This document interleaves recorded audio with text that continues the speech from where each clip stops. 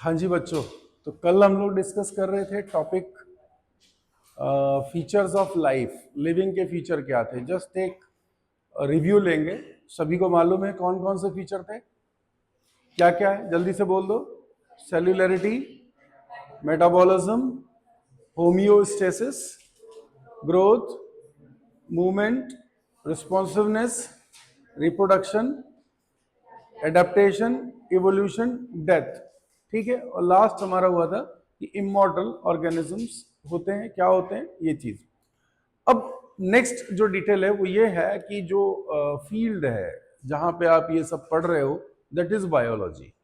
ठीक है, तो बायोलॉजी की शुरुआत इसका थोड़ा सा हिस्टोरिकल बैकग्राउंड समझ लेते हैं।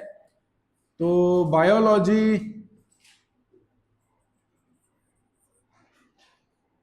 This is the study of living being, study of living beings, study of living beings है। Term biology Lamarck and Treviranus दो लोग हैं, इन्होंने कॉइन किया है ना, बायोस लोगोस। तो टर्म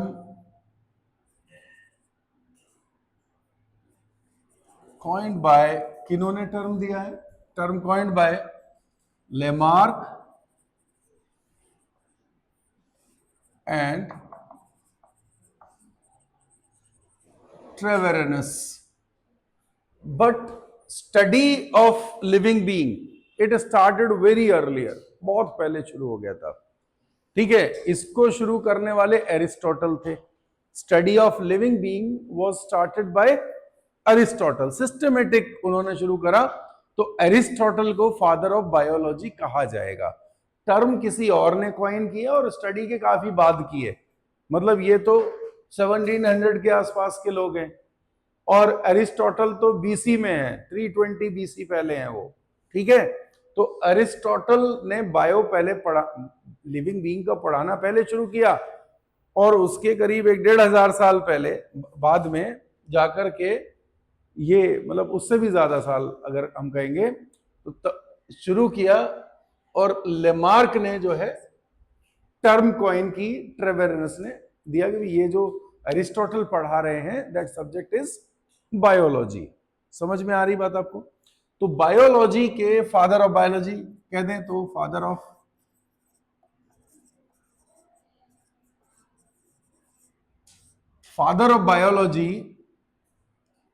बायोलॉजी कौन? He is Aristotle. ठीक है, ये कुछ फंडामेंटल सी जानकारियां हैं जो हिस्ट्री के लेवल पे, मतलब बायोलॉजी की हिस्ट्री आपको पता होनी चाहिए। तो अरिस्टोटल ये हो गए ऑलमोस्ट 320 बीसी में, है ना, 320 322 ऐसे है इनका, तो ऑलमोस्ट 320 बीसी बैक ये जो है ये हुए। Same person is father of zoology. ठीक है, तो फादर ऑफ जूलॉजी जो है ये भी एरिस्टोटल है। बच्चों इन्होंने कुछ 501 एनिमल्स को एक बार जो है कलेक्ट करके सिस्टमेटिकली उनकी डिस्क्रिप्शन लिखी, तो इनको पहली बार मतलब ये कहा जा रहा है कि ये जो है he is the father of zoology. तो जूलॉजी स्टडी ऑफ एनिमल्स है। ये मैंने अब स्टेटमेंट में नहीं लिखा क्योंकि इतनी बात तो हमें मालूम है कि भी जूलॉजी क्या होता है, एनिमल्स की स्टडी होता है। ठीक है, फादर ऑफ बॉटनी,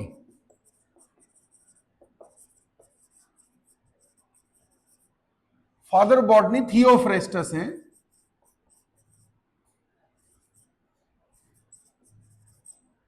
थियोफ्रेस्टस है, और थियोफ्रेस्टस के बारे में एडिशनल में ये कह सकता हूं कि थियोफ्रेस्टस जो है वो एरिस्टोटल के स्टूडेंट थे।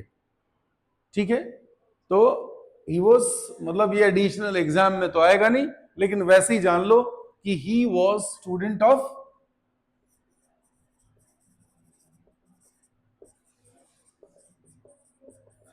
करीब 1500 के आसपास एनिमल्स, प्लांट्स जो है वो इन्होंने डिस्क्राइब किए, और इसलिए इनको जो है सिस्टमेटिकल डिवीजन करने की वजह से इनको क्या कह रहे हैं हम लोग? फादर ऑफ बॉटनी कह रहे हैं। ठीक है, प्लांट्स की स्टडी जो है तो इन्होंने शुरू किया हुआ है।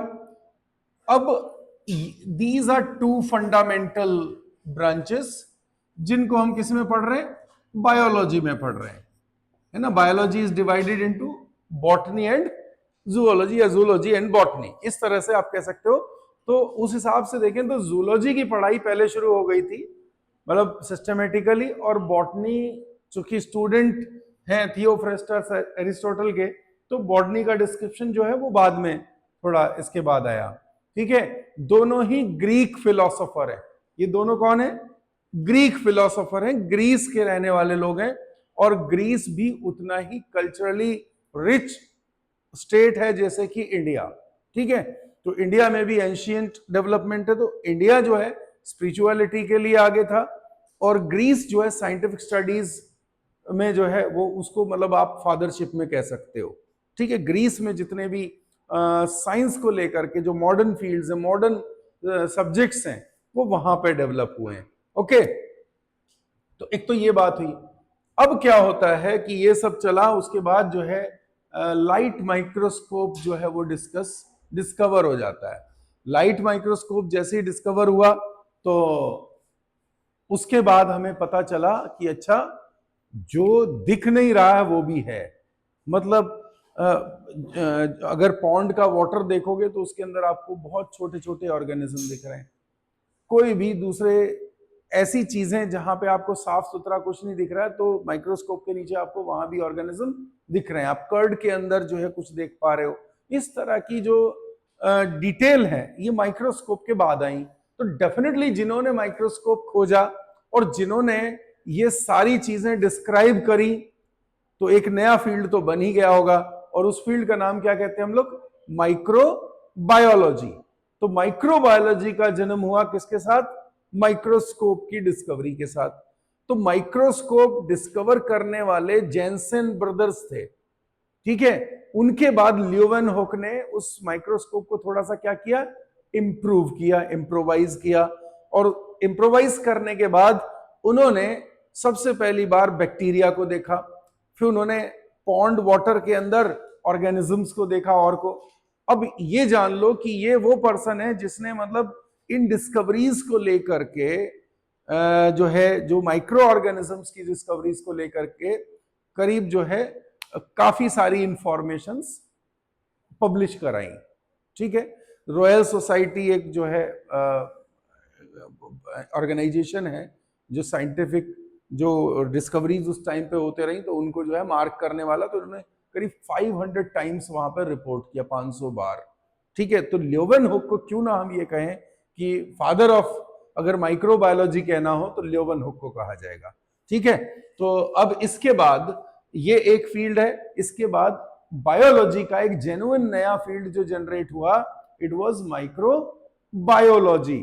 ठीक है, तो डिस्कवरी आफ्टर, अब यहां पे पॉइंट है, आफ्टर डिस्कवरी ऑफ किसका, लाइट माइक्रोस्कोप,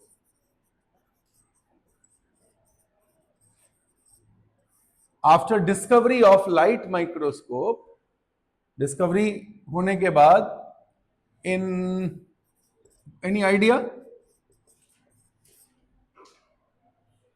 ठीक है, और ये किन्होंने किया था,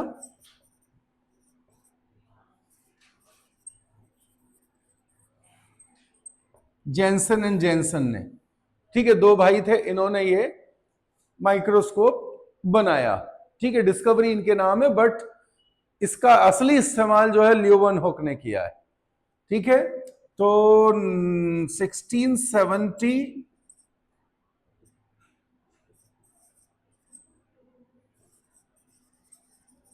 Leeuwenhoek improved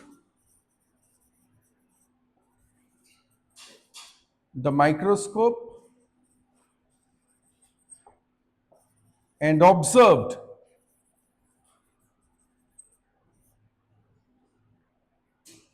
the living world under it। ठीक है, जैसे दैट इज बैक्टीरिया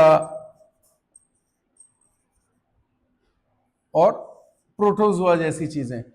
इवन इन्होंने आरबीसीज को भी सबसे पहली बार ल्यूवेनहॉक ने माइक्रोस्कोप में देखा। उन्होंने जो है स्पर्म्स को जो है डिस्कवर किया कि भी ये सारी चीजें होती हैं। तो ये ओवरऑल देखा जाए तो, और बाद में जर्मप्लाज्म थ्योरी कि डिसीजेस होने के लिए क्या होते हैं कि भी जर्म्स की जरूरत पड़ती है, तो उसमें भी इनका रोल कहा जा सकता है। तो ओवरऑल मैं ये कहूं कि भी सबसे पहली बार ये देख पा रहे हैं, तो इनको हम क्या कह दे रहे हैं, ल्यूवेनहॉक इज कॉल्ड, उसको हम कह रहे हैं father of microbiology. This field is called microbiology. ये नया जो फील्ड है ये माइक्रोबायोलॉजी कहलाया। ठीक है, तो मतलब अब मैं शॉर्ट में अगर यहां कहूं तो बायोलॉजी जो है वो बेसिकली 3 फंडामेंटल ब्रांचेस हैं, हालांकि एलाइड ब्रांचेस तो ज्यादा हो जाएगी। These are fundamental 3 branches, botany, zoology and third one is, botany हुआ, जूलॉजी हुआ और तीसरा हुआ माइक्रो बायोलॉजी। तीसरा हुआ माइक्रोबायोलॉजी। और बच्चों ये है ना, माइक्रोबायोलॉजी में अलग अलग ऑर्गेनिजम्स को पढ़ा गया, देखा गया, ठीक है, उनको डिफाइन किया गया। तो अगर बैक्टीरिया देखा तो साइंस हो गया bacteriology. These are the sub branches, है ना। कौन कौन सी ब्रांच, बैक्टीरियोलॉजी,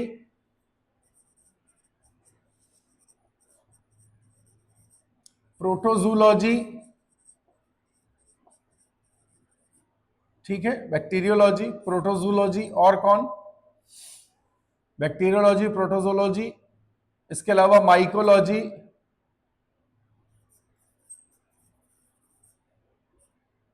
ये कुछ ब्रांचेस हैं। ऐसे फाइकोलॉजी भी आ जाएगा, यूनिसेलुलर फंजाई इसी में पढ़े जाएंगे, एल्गी सॉरी, और ये है यूनिसेलुलर, यहां पे फंजाई पढ़ लेते हैं। वैसे mycology is the study of fungus, study of fungi, लेकिन माइक्रोस्कोपिक फंजाई भी तो आएंगे ही ना। तो माइकोलॉजी का एक सर्टेन पार्ट जो है वो यहां अंडर माइक्रोस्कोप है। बैक्टीरियो मतलब ये तो प्योरली माइक्रोस्कोप से ही पढ़ सकते हो आप, लेकिन बड़े फंगस, मल्टी सेलुलर फंगस आप बिना माइक्रोस्कोप के भी कर सकते हैं, लेकिन यूनिसेलुलर फंगस जो है वो माइक्रोस्कोप में पढ़े जाएंगे, देखे जाएंगे। समझ में आ रहा है? तो bacteriology, protozoology, these are the fundamental branches, these are the under branches of microbiology. समझ रहे हैं? तो ये माइक्रोबायोलॉजी, अब ये 3 फील्ड हमारे बायोलॉजी में होते हैं। व्हाट वाज लिविंग, ये हमने कल डिस्कस किया कि लिविंग क्या होता है, तो पढ़ चुके, हम जान चुके, ठीक है। अब लिविंग के बाद फील्ड कौन कौन से हैं, कितने तरीके के लिविंग है, तो ये हमने देखा यहां पे, ओके। इसके बाद जब लिविंग है तो लिविंग को हम किस तरह से स्टडी करें, लिविंग को हम स्टडी करते हैं, लिविंग ऑर्गेनिजम्स के जो नंबर है, टाइप ऑफ ऑर्गेनिज्म है, वी कॉल देम स्पीशीज। क्या कहते हैं हम? स्पीशीज कहते हैं। Types of organism of on earth, they are referred as species. कितने टाइप के हैं, दिस इज कॉल्ड स्पीशीज। आप उसको स्पीशीज बोलोगे। तो एस्टिमेशंस लिखेंगे अभी हम, है ना। ये डेटा 2 जगह से है आपको, ये डेटा 2 जगह से, एक तो रेगुलर जो आपका इंट्रोडक्टरी डेटा जो बुक में दिया हुआ है, दूसरा जो 12th का बायोडायवर्सिटी सेक्शन है, कुछ डेटा वहां से भी है, ठीक है। हमने इकट्ठा करके एक जगह पे बात करनी है। सो लिविंग बीइंग्स को, जो टाइप ऑफ लिविंग बीइंग्स हैं, they are called as species. तो अगला पॉइंट आप डाल दीजिए, अगला पॉइंट लिखें, अगला पॉइंट लिखेंगे, अगला पॉइंट लिखेंगे। ये हो गया सभी का, दिस यू हैव डन। तो next point is,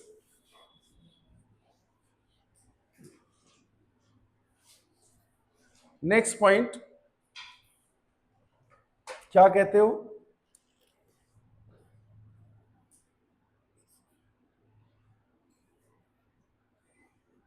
according to एक साइंटिस्ट हुआ जी, Robert May,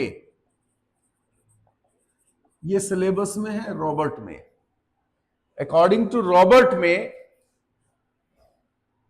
approximate number of, और साइंटिस्ट इसको जो है ऑलमोस्ट एक्सेप्ट करते हैं कि इतना होना चाहिए, ठीक है, जेन्युइन सा डेटा है। नंबर ऑफ मैं इसको दूसरी तरह लिखूंगा, number of type of organisms is 7 to 8 million. Type of organisms कितना है? 7 to 8 मिलियन, मतलब 70 से 80 लाख टाइप के, 70 से 80 लाख तक लगभग ऑर्गेनिजम्स होंगे।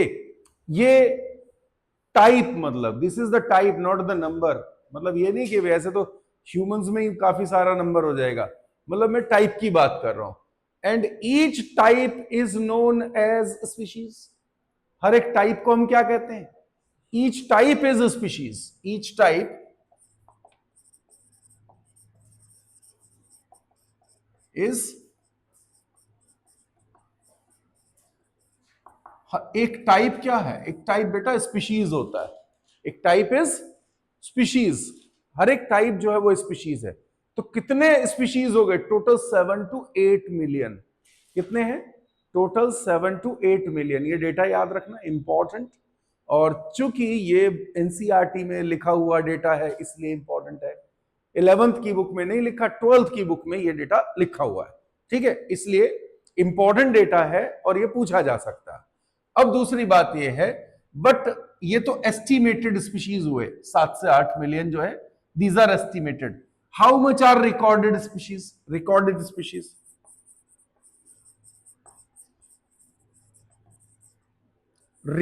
स्पीशीज आर अप्रोक्सीमेट कितना? 1.8 मिलियन। रिकॉर्डेड स्पीशीज जो है 1.8 मिलियन है ना? ये कहा जा रहा है 1.8 मिलियन रिकॉर्डेड स्पीशीज हैं। लेकिन बार बार स्पीशीज वर्ड आ रहा है, इसका मतलब क्या हुआ? स्पीशीज का मतलब क्या होता है ये हम समझ लेंगे।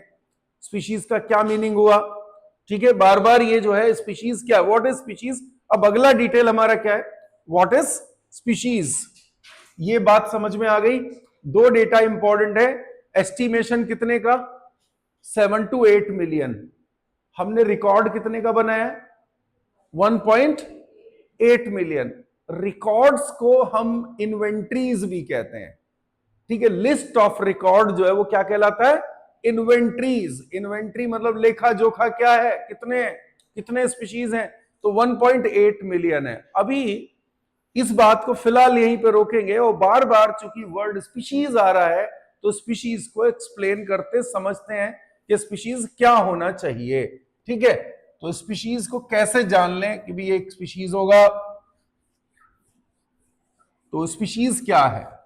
जो कल हम लोग एक डिस्कशन कर रहे थे, लिविंग बीइंग की बात कर रहे थे, और हम ये कह रहे थे कि एटलीस्ट वहां पे रिप्रोडक्शन तो होगा ही होगा, कुछ हो ना हो, लिविंग होने के लिए रिप्रोडक्शन होना जरूरी है, ठीक है। एज वेल एज जो एसेंशियल फीचर के तौर पे देखा गया वो था सेल का होना, ठीक है। लिविंग अगर सेल है, अगर सेल की फॉर्मेशन है तो वो तो लिविंग है ही, ठीक है। लेकिन अगर कभी ऐसा हुआ कि सेल भी ना हो तो कौन सा ऐसा फीचर है जो हम उसको लिविंग बोल देंगे? तो रिप्रोडक्शन एग्जिस्ट कर रहा है। वायरस में आप क्या देख रहे थे? तो वायरस में आप कह रहे थे कि ये रिप्रोडक्शन शो कर रहा है तो इसलिए हम इसको लिविंग कह रहे हैं। वो सर्टेन स्टेटस में, सर्टेन कंडीशंस में रिप्रोडक्शन शो कर रहा था, ठीक है। तो उसको उस कंडीशन में लिविंग कहा जा रहा है, ठीक है। मतलब लिविंग का वो एक फीचर शो कर रहा है। बट वायरस लिविंग नहीं है। वो लिविंग क्यों नहीं है? क्योंकि उसके पास कोई सेल नहीं है, वो सेल का बना हुआ नहीं है। इसका मतलब हम एक बात तो कंक्लूड कर सकते हैं, लिविंग होने के लिए क्या होना जरूरी है? सेल का बना हुआ होना जरूरी है। अदरवाइज कोई एक फीचर लिविंग का कोई शो कर दे तो उस पर्टिकुलर कंडीशन में हम उसको वहां पे लिविंग कहेंगे। बट इंडिपेंडेंटली लिविंग होने के लिए क्या चाहिए? इंडिपेंडेंटली लिविंग होने के लिए सेल का होना जरूरी है। ठीक है, तो ये भी एक कॉन्सेप्ट था लिविंग की बात, लेकिन लिविंग की बात यहां पे हम कैसे कंक्लूड कर रहे हैं? लिविंग मतलब जो फीचर है स्पीशीज का, फीचर रिप्रोडक्शन की बात थी। एग्जैक्टली दूसरी बात रिप्रोडक्शन की है कि रिप्रोडक्शन इंडिविजुअल का फीचर है कि स्पीशीज का फीचर है। This is the feature of species. हम स्पीशीज की बात करेंगे। ह्यूमंस हैं, जैसे ह्यूमंस क्या है? ह्यूमंस रिप्रोडक्टिवली एक्टिव हैं और ह्यूमंस रिप्रोड्यूस करते तभी तो इतनी सारी पॉपुलेशन होती है। ठीक है, लेकिन इन ह्यूमंस में बहुत सारे लोग कैसे हैं? स्टेराइल भी होंगे, बहुत सारे ऐसे लोग हैं जो इनफर्टाइल भी होंगे। वो इंडिविजुअल है, यानी कोई पर्सन अगर स्टेराइल है तो वो इंडिविजुअल स्टेराइल है, स्पीशीज स्टेराइल नहीं है। समझ रहे हो बात आप? तो बात यह है कि एक स्पीशीज का रिप्रोडक्शन से लेना देना क्या होगा, भी उसकी डेफिनेशन में भी आएगा। तो what is particularly a biological concept of species? Biologically एक स्पीशीज क्या होती है? तभी तो मैं कहूंगा इतने सारे स्पीशीज, तो स्पीशीज जान तो लो स्पीशीज होता क्या है। स्पीशीज क्या है? A group of morphologically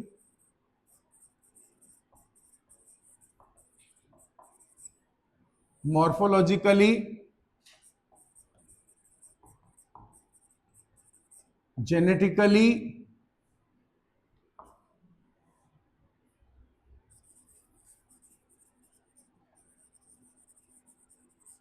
behaviourally.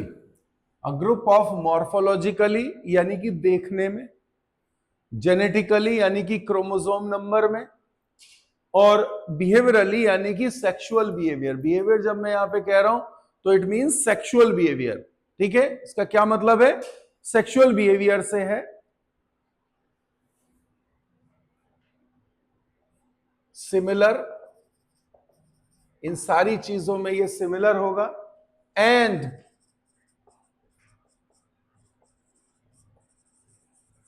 Successfully inter breeding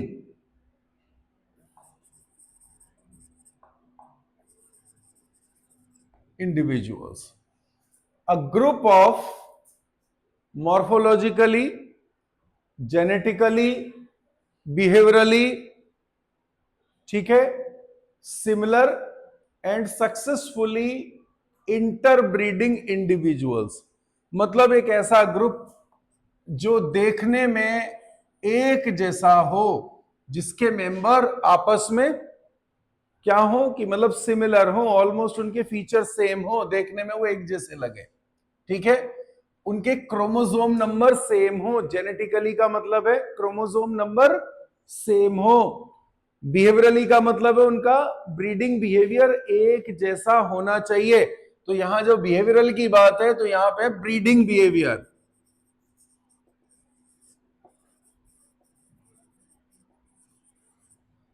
अभी क्या होता है, कई स्पीशीज सिर्फ इस बात से अलग अलग काउंट की जाएंगी क्योंकि उनका रिप्रोडक्टिव बिहेवियर अलग अलग है। एक एक सीजन में ब्रीड कर रहा, दूसरा दूसरे सीजन में ब्रीड कर रहा। On this basis they will be counted separate species.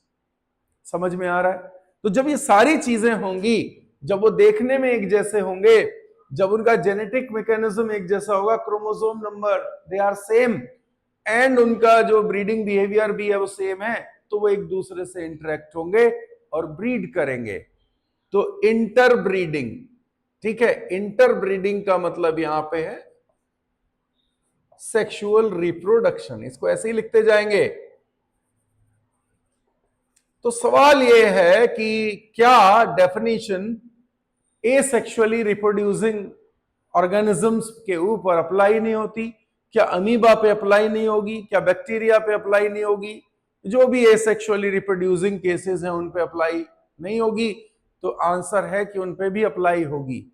ठीक है, तो इसका एक्सटेंशन ये भी हो जाता है, though many organisms are asexually reproducing, तो वो उनके बारे में भी मॉर्फोलॉजिकली बिहेवियरली वो सेम वाली बात आ जाती है। Any doubt with this? यहां पे सेम क्लियर हो गई बात? तो यहां ब्रैकेट में लिख सकते हो many organisms are asexually reproducing. बहुत सारे ऑर्गेनिज्म तो एसेक्सुअली रिप्रोड्यूसिंग भी हैं, तो उनपे भी सेम नियम लागू होगा। अब यहां कुछ देखते हैं, बात समझते हैं, मॉर्फोलॉजिकली सेम। आप देखिए कि there is a cat, there is a dog. Dog and cat दो अलग अलग स्पीशीज हैं, उनकी मॉर्फोलॉजिकली आर दे सेम? वो मॉर्फोलॉजी उनकी डिफर है, बिल्कुल एक दूसरे से अलग होते हैं, ठीक है। इसके अलावा क्रोमोसोम नंबर इज डिफरेंट, दोनों का क्रोमोसोम नंबर भी अलग ही है, उनका बिहेवियर भी अलग है, तो दे डोंट मिक्स, वो ब्रीड नहीं करते, ठीक है। दूसरी तरफ आप ये देखो कि horse and donkey, horse and donkey में थोड़ा बहुत डिफरेंस है और काफी सिमिलैरिटी भी है। उनका ब्रीडिंग बिहेवियर, मतलब ब्रीडिंग सीजन वगैरह क्लैश करने की वजह से, और उनकी मॉर्फोलॉजिकल आइडेंटिटी थोड़ी सिमिलर होने की वजह से ये ब्रीड कर जाते हैं। हालांकि क्रोमोसोम नंबर एग्जैक्ट सेम नहीं है, क्रोमोसोम नंबर में थोड़ा डिफरेंस है, ठीक है। तो ये जो क्रोमोसोम नंबर का डिफरेंस है, उसको अवॉइड करते हुए ये एनिमल फिजिकली तो क्या है, ब्रीड करने के लिए कोशिश करेगा, ठीक है। और जो है ये मेटिंग भी कर लेते हैं और इनसे ऑस्प्रिंग क्रिएट भी हो जाते हैं, इनसे ऑस्प्रिंग क्रिएट भी हो जाते हैं। लेकिन इस ब्रीडिंग को तब भी सक्सेसफुल नहीं कह सकते, क्योंकि जो ऑस्प्रिंग क्रिएट हुए हैं वो कैसे हैं, वो स्टेराइल है, दे आर स्टेराइल। और किसी एक आध केस में अगर कहीं कोई दूसरे ऑर्गेनिजम्स में कहीं ऐसा आपको देखने को मिल भी जाए कि स्टेराइल नहीं है ना, वो बच्चा जो है वो स्टेराइल नहीं है, वो ब्रीड कर सकता है, तो उसकी नेक्स्ट जनरेशन स्टेराइल हो जाएगी। मतलब कुल मिलाकर के सक्सेसफुल ब्रीडिंग का मतलब है to create, successful breeding, successfully का मतलब ये हुआ टू क्रिएट फर्टाइल जनरेशंस। अगली जनरेशन फर्टाइल होनी चाहिए, स्टेराइल ना हो, ठीक है। हॉर्स एंड डोंकी का केस जो है वो इसी तरह का केस है, वो दो अलग अलग स्पीशीज हैं। नीचे कोई एग्जाम्पल आप दे सकते हो, एग्जाम्पल दे सकते हो, एग्जाम्पल है यहां पे,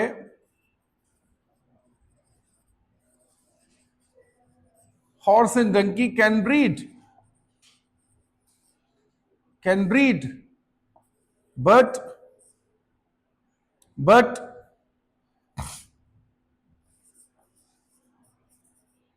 offsprings are sterile। Actually nature ने क्या किया हुआ है, नेचर ने दो स्पीशीज को अलग अलग रखने के लिए उसमें बैरियर्स रखे हैं, ठीक है। इस बात को एक स्टेप और आगे, एक आगे लिख सकते हो कि स्पीशीज आर सेपरेटेड, ये कंक्लूड है यहां पे, स्पीशीज आर सेपरेटेड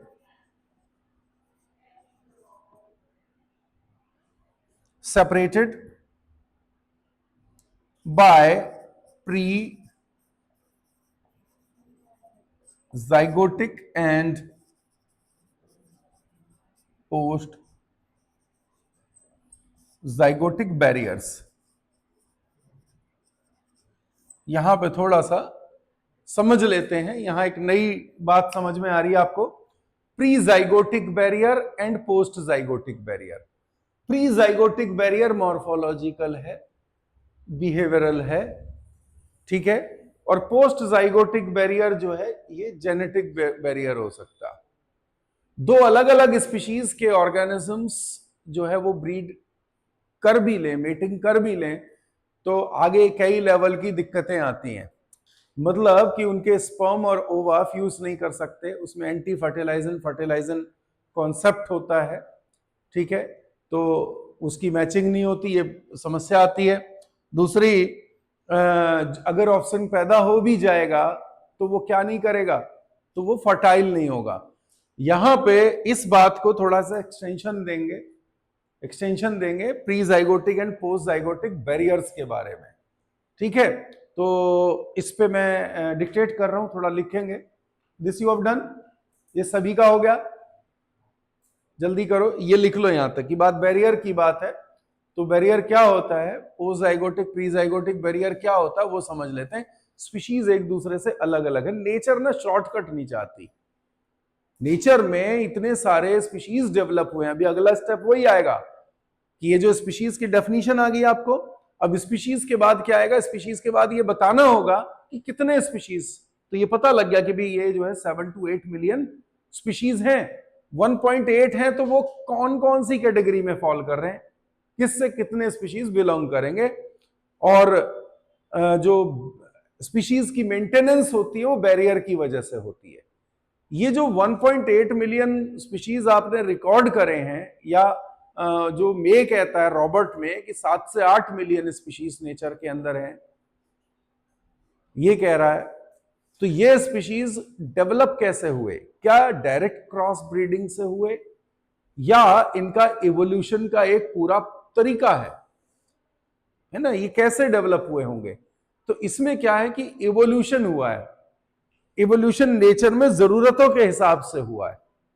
ठीक है, ऐसे नहीं हुआ कि कोई रैंडमली कोई एनिमल किसी से मेट कर गया और बस कुछ भी बना लिया, तो उसका यूज ही नहीं होगा नेचर में।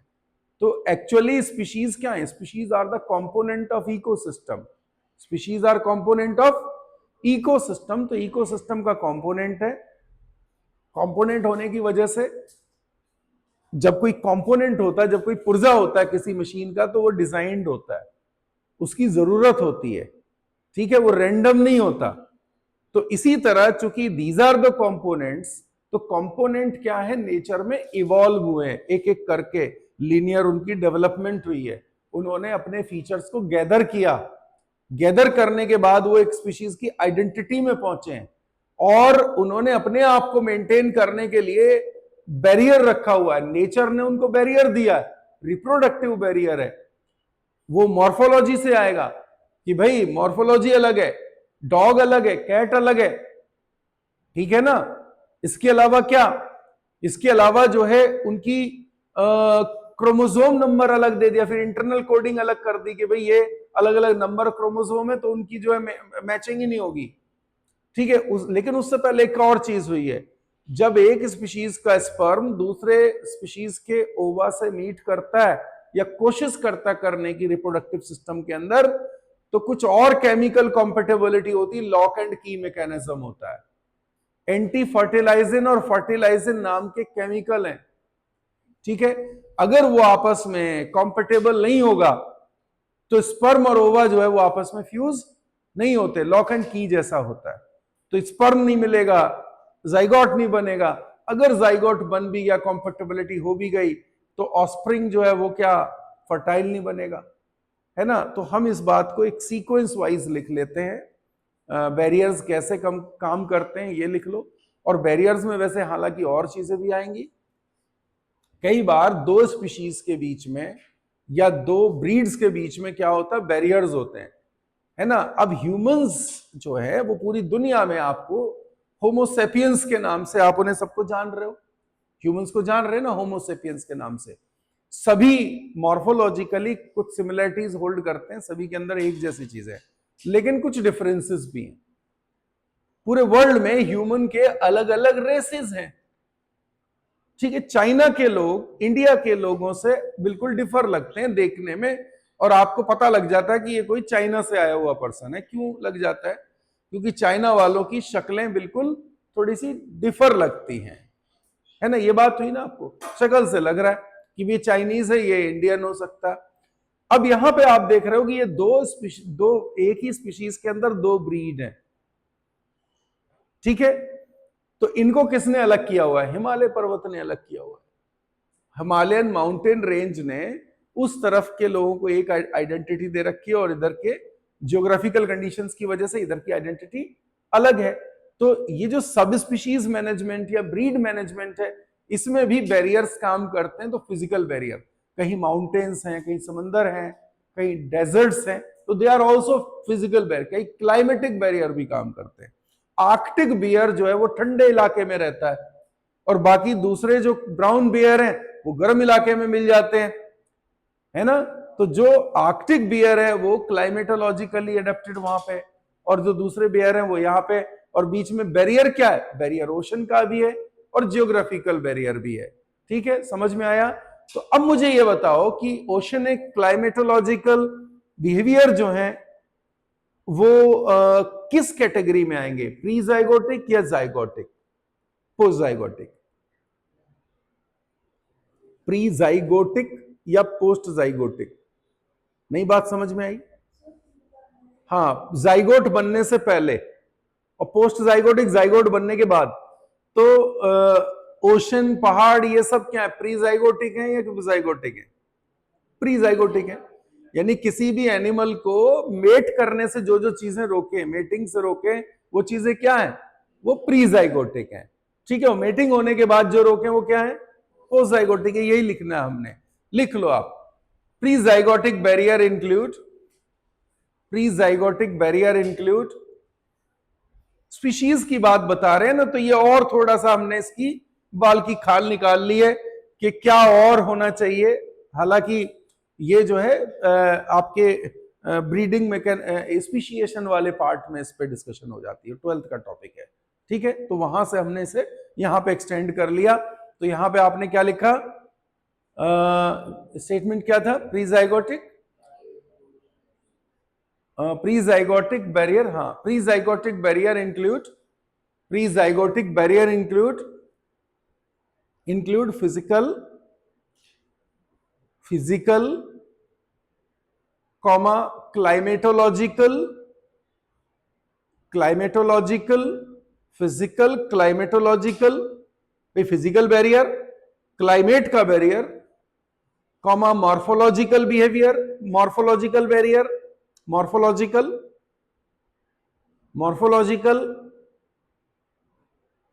एंड बिहेवियरल मार्जिन के ऊपर बिहेवियरल को आप एक वर्ड दे दीजिए, इथोलॉजिकल। मार्जिन में कॉपी के ऊपर लिख लो, ऊपर लाइन के ऊपर मार्जिन पे लिख लेंगे। हाँ, तो एडिशनल बातें मार्जिन के ऊपर लिख लेंगे। तो behavioural mean ethological, ETHOLOGICAL, ethological behaviour है। और ethology is the study of, साथ में लिख लें इथोलॉजी, ये इथोलॉजिकल का मतलब बिहेवियरल होता है, it is equal to behavioural. और दूसरी चीज यहां पे ethology,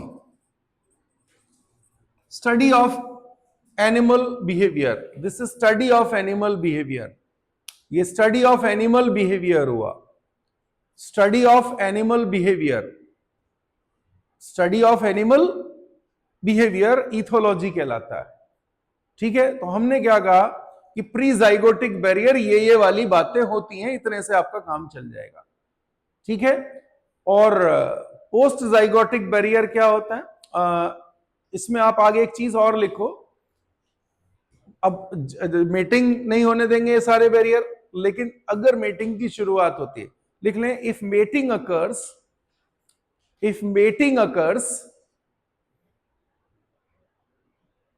due to failure of above discussed barriers, if mating occur due to failure of above discussed barriers,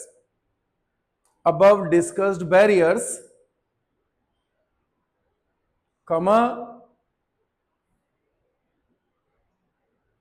sperm and ovum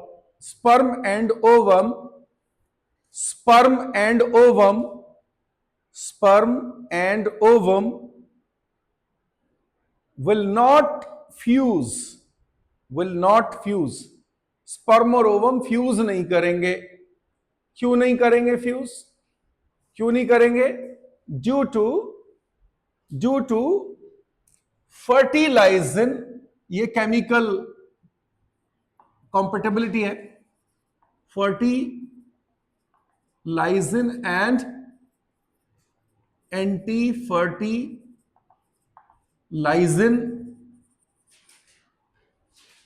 इनकॉम्पेटेबिलिटी, in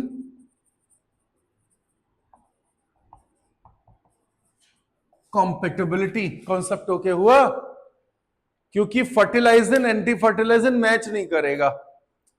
okay, अब अगर इस बैरियर को भी क्रॉस कर गए, ये भी प्री जाइगोटिक नहीं है, अभी जाइगोट बना नहीं है, जाइगोट नहीं बना अभी। ठीक है, अगला पॉइंट लिखें, इफ फर्टिलाइजेशन अकर, अगर हो ही जाए fertilization, if fertilization occur, if fertilization occur, comma, no further embryonic events will occur, no further embryonic events will occur, कोई फर्दर उसमें जाइगोट, मोरुला, ब्लास्टुला ये सब नहीं बनेगा, वो स्ट्रक्चर ही जो है डिसॉल्व हो जाएगी। लेकिन अगर ये भी क्रॉस कर गए, ठीक है, लिख लें,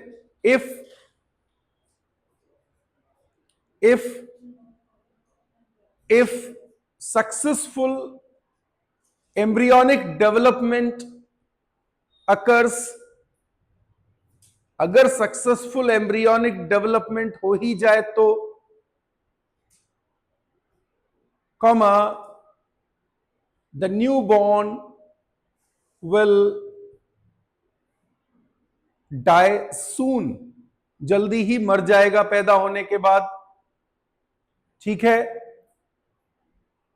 अगला लिखे, इफ सर्वाइव्स, अगर बच ही गया तो, if survives, comma, it will be sterile, क्या होगा ये, स्टेराइल, जैसा हॉर्स के केस में देखते हो, डोंकी के केस में देखते हो, इस तरह से ये होगा। कंक्लूड लिखें, स्पीशीज डेवलपमेंट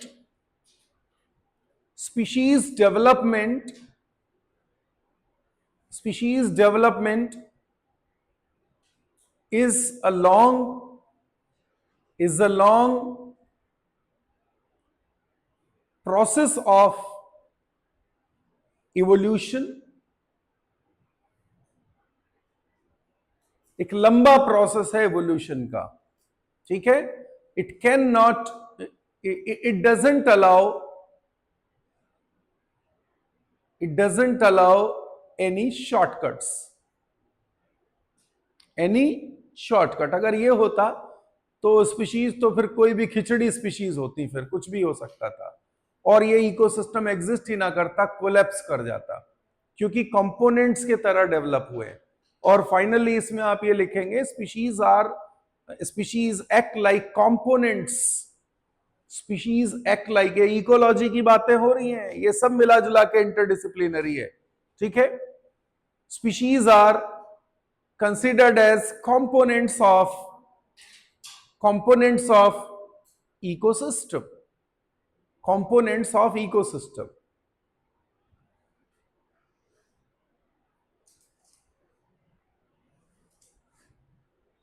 ठीक है, तो हम लोग ये पढ़ते हैं कि इकोसिस्टम के कंपोनेंट हैं स्पीशीज।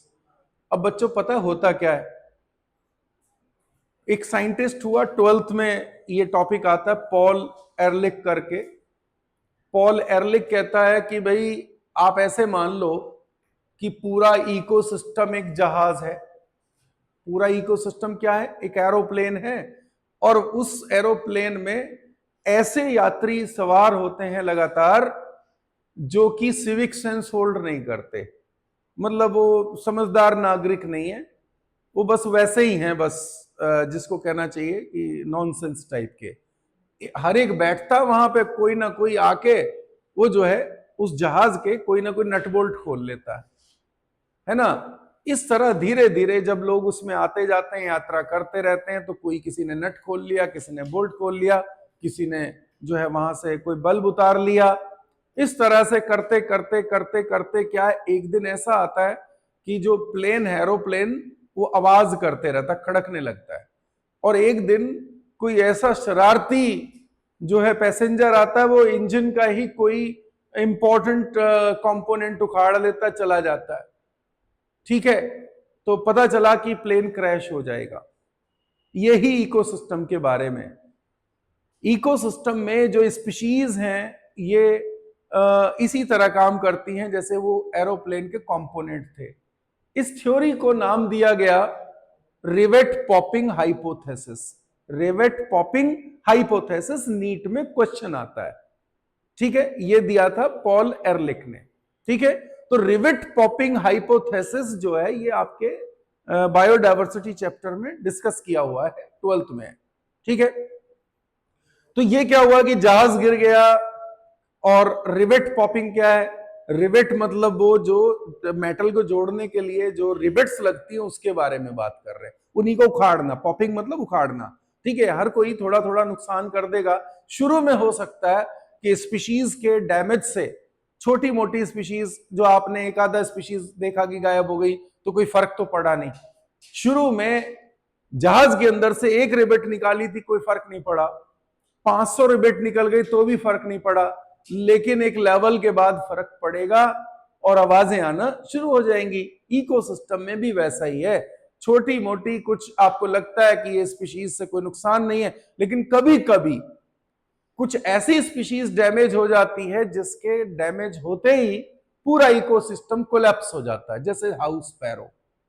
हाउस स्पैरो अगर डैमेज हो जाती है, हाउस स्पैरो को आप खत्म कर देते हो तो डेफिनेटली आपका जो है, जो अनाज है, जो आपके जो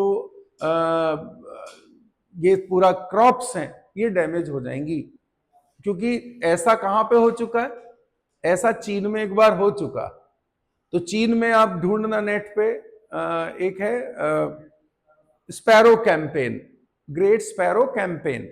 तो ग्रेट स्पैरो कैंपेन में स्पैरो को मान लिया था कि ये जो है पेस्ट होते हैं, फसलें खराब करते हैं, तो इनको जो है खत्म कर दिया था। माओ जेडोंग करके वहां पे उनका एम्परर था, उसके नेतृत्व में ये पूरा हटा दी वहां से स्पैरो। 4 साल के बाद वहां फेमाइन, अकाल पड़ा और करोड़ों लोग उसमें मारे गए स्पैरो की वजह से, स्पैरो खत्म होने की वजह से।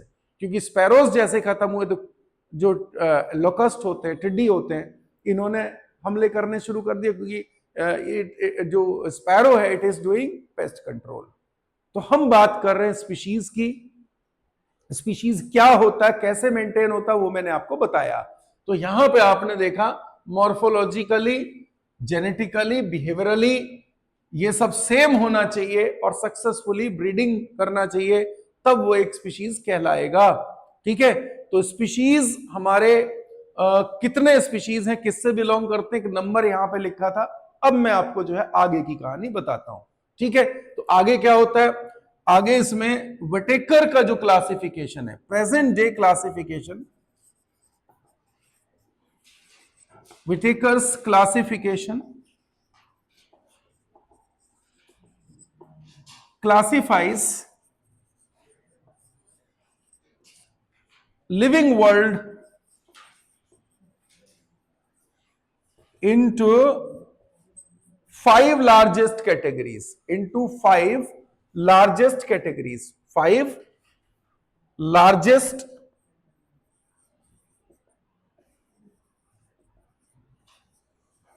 कैटेगरीज, 5 बड़ी कैटेगरीज में हम इन्हें डिफाइन करते होते हैं। बता सकते हो सबसे बड़ी कैटेगरी कौन सी है? Kingdom. 5 largest categories are called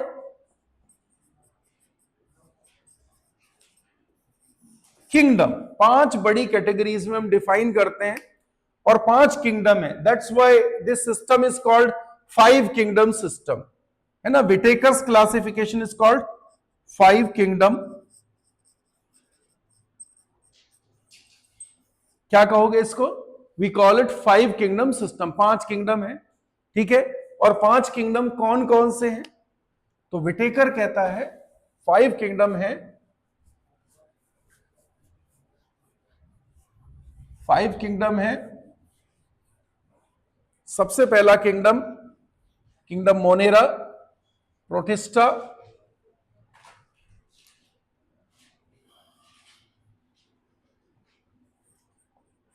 Whittaker कह रहे हैं living world is divided into 5 kingdom.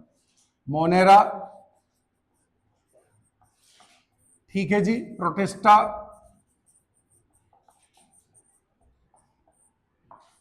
Fungi, Plantae और एनिमेलिया। यस, ये कह रहे हैं ये जो 1.8 मिलियन स्पीशीज है इनमें से कहां कहां डिस्ट्रीब्यूट करूं। तो देखो जी, ये जो तीनों मिला के हैं बेटा, इनमें तो करीब इन्होंने डाला कि 0.1 मिलियन, यानी कि 1 लाख हो गया। प्लांटी में हो जाएगा 0.5 और यहां पर हो जाएगा 1.2। सभी का सम लगा लेंगे तो 1.8 आ जाएगा। सबसे ज्यादा स्पीशीज किसको बिलोंग कर रही हैं? एनिमल्स को सबसे ज्यादा स्पीशीज बिलोंग करती है। मैक्सिमम स्पीशीज बिलोंग टू, किसको बिलोंग करेंगी? एनिमल्स को बिलोंग करती हैं। समझ में आया? दूसरी बात यह है कि ये यहां नई बात आ गई है, लार्जेस्ट टेक्सोनोमिक कैटेगरी है किंगडम, ठीक है। तो इतने सारे स्पीशीज जो हैं बच्चों, अभी तो हमें 1.8 मिलियन ही मालूम है, इन सब की मैनेजमेंट करने के लिए हमें कुछ साइंस चाहिए, ठीक है। तो आज का जो कंक्लूड करेंगे वो यहां पे बस हम ये लिख के छोड़ेंगे, इसमें लिखेंगे to manage and to study, to manage and to study, to manage and to study large number of species, large number of species, some scientific system, some scientific classification, some scientific classification system is required, is required, ठीक है। तो ये जो scientific system है जो required है, उसी को हम, उस पूरी साइंस को हम लोग टेक्सोनॉमी कहेंगे। और there are taxonomic categories, we will study there are taxonomic categories. तो टेक्सोनॉमिक कैटेगरीज में सबसे बड़ी कैटेगरी किंगडम और सबसे बेस वाली कैटेगरी स्पीशीज आएगा। तो कल की क्लास में हम लोग बात करने वाले हैं टेक्सोनॉमी एंड एलाइड ब्रांचेस, ठीक है। टेक्सोनॉमी एंड एलाइड ब्रांचेस, कैसे कैसे ग्रुप जो है वो क्लासिफाई करने में हमें किस तरह की फीचर्स देखते हैं, किस तरह से क्लासिफाई करते हैं, और कैसे हम इतने सारे ऑर्गेनिजम्स को पढ़ सकते हैं। क्योंकि 1.8 मिलियन को पढ़ना जो है, अभी जो रिकॉर्डेड है उनको पढ़ना बहुत मुश्किल है। हम क्या करते हैं कि भाई हम कोई एक स्पीशीज उठाते और उस ग्रुप के सारे फीचर हमें पता चल जाते हैं। तो ये जो आइडिया है, दिस इज टेक्सोनॉमिकल, ये क्लासिफिकेशन आइडिया, ये जो है ये हमें अपॉर्चुनिटी देता है। किसने शुरू किया, कौन कौन साइंटिस्ट इसमें जुड़े, तो सबसे पहले वही हिस्ट्री की बातें और फिर इसका एप्लीकेशन। तो ये चैप्टर लगभग हम कंक्लूड की तरफ जा रहे हैं।